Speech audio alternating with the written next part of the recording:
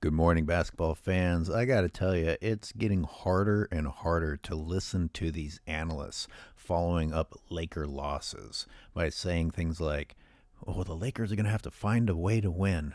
They were playing well for a while. What happened?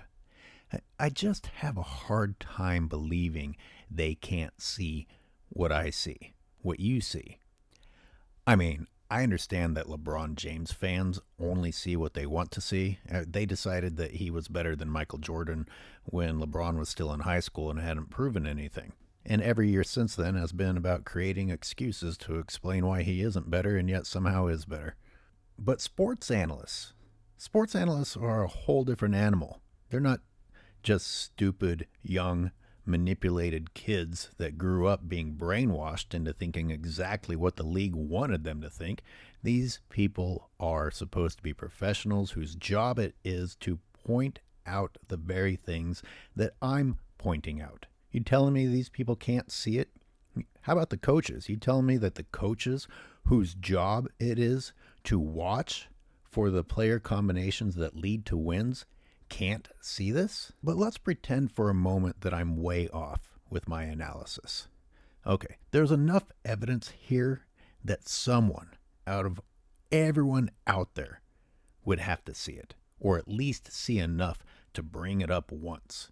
The fact that no one is willing to say it is almost evidence in itself that this whole thing is rigged. Because it used to be that the people who were at the top, well, you'd find ways to bring them down. In LeBron's case, it's finding desperate ways to keep him at the top even though he doesn't belong there. A 17-point blown lead once LeBron goes back into the game. How is that not enough evidence worth at least investigating or mentioning or digging into a little bit? How about the fact that LeBron is the player who was completely lost on that last play, did not understand what was happening on the floor, inexplicably was standing under the rim behind what was already a wall of Laker defenders, so it's not like he was protecting the paint. The other team needed a three to win. There was not enough time left on the clock for a rebound to matter. LeBron's position on the floor made no sense whatsoever. And his reaction time? Well, it's his typical reaction time, quite frankly. Not a mention of it. Not a mention of it.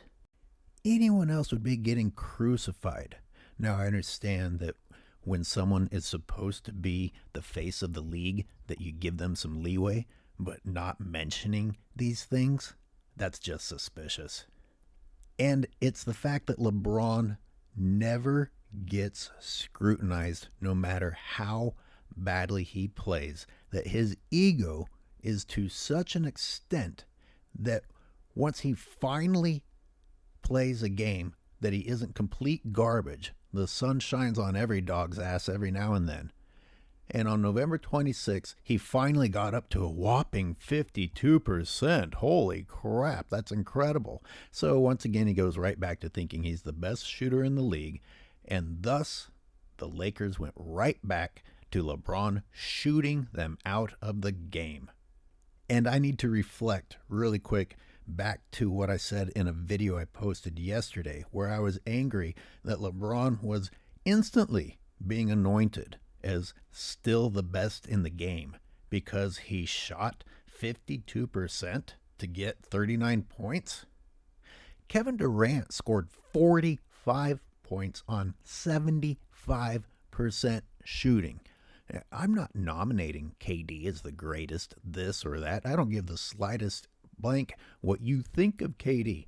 I'm just pointing out evidence taking place in the league that gets pretty much blown over while simultaneously anointing someone else for doing nothing more than finally being a little bit better than not terrible. I'll also add that KD's points weren't all alley-oops, layups, and offensive fouls like the bulk of LeBron's points.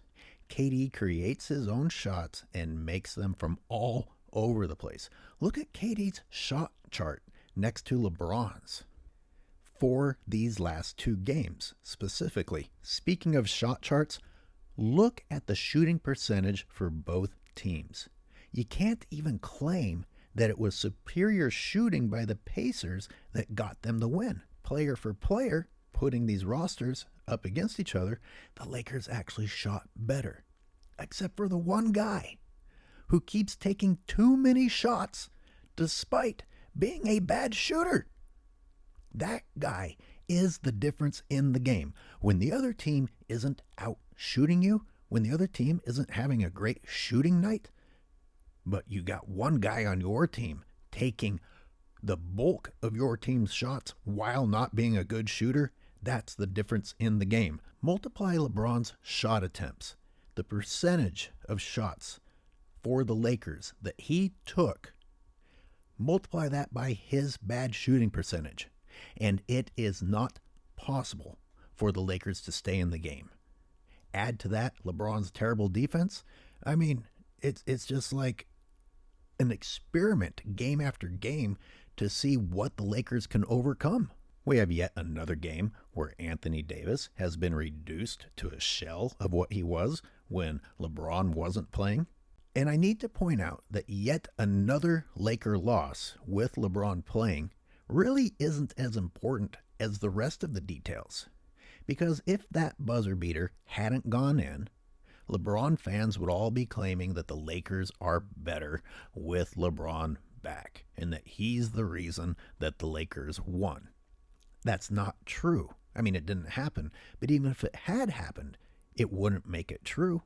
Look, when you're arguing against dumb people, yes, it's easier to also have the loss as evidence against LeBron. But even if the Lakers had won, it wouldn't change any of the facts of the game, any of the details pointing that LeBron is the primary reason the Lakers couldn't hold on to a lead. Now, this ankle injury, look, I'm sure it didn't feel good. Okay, get the fuck back up and do your job. The extended drama, the complete lack of interest in even trying to get back down with the other team. The priority being, oh, look at me, look at my discomfort, instead of getting back, instead of limping down the court to join your team. Nope, going to let them play on their own, and then I'm going to tie my shoe. I am just going to stand here and tie my shoe as if like that's going to be the difference in whether or not your ankle makes it for the next 20 seconds. So yet again, the Lakers are forced to burn a timeout for Iron Man LeBron James. I mean, a more appropriate name for him the last couple of years is Street Clothes James. And yet you have dipshits like Shannon and Skip anointing him Iron Man. How many times does this guy have to fall to the floor acting like a bitch before you realize that's not an appropriate title for him? How many games does he have to sit out before you realize that's not an appropriate title for him? How many times in the same sentence are you going to talk about all of his advantages and supplements and money spent on his body while he still can't stay healthy and call him Iron Man? He sounds like a piece of glass that you've done everything possible to protect, and it breaks anyway. And look at him wincing on the sidelines just in case the cameras didn't get enough shots of his show on the court. Oh, look at me. Even sitting down, my ankle hurts until I go back in after my rest in the second.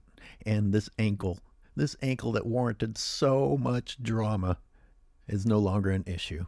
And I'm going to play the rest of the game. I'm going to play the fourth quarter and make sure my team loses. And then when I face the Blazers and the Bucks, I'll be able to talk about my ankle again and why I was afraid to face those teams.